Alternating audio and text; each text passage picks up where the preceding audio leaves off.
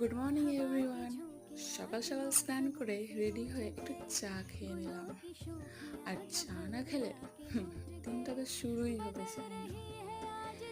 তো চা খেয়ে বেরিয়ে পড়লাম গুটি গুটি পায়ে চলতে চলতে স্টেশনের দিকে। আর সেখানে গিয়ে দেখি ট্রেন একটু লেট চলছে। আর ট্রেনে উঠে চলে গেলাম আমি পড়তে। আর সেখান থেকে বাড়ি ফিরে দেখি এই দুটো দুষ্টুমি, একটা ডাকু মঙ্গল সিং আর একটা অসহায় প্রাণী। আর ডাকু মঙ্গল সিং দেখো একটা গোটা পেঁয়াজ সে খেয়ে নিল, আর অসহায় প্রাণী আনন্দে উল্লাসে নাচানাচি।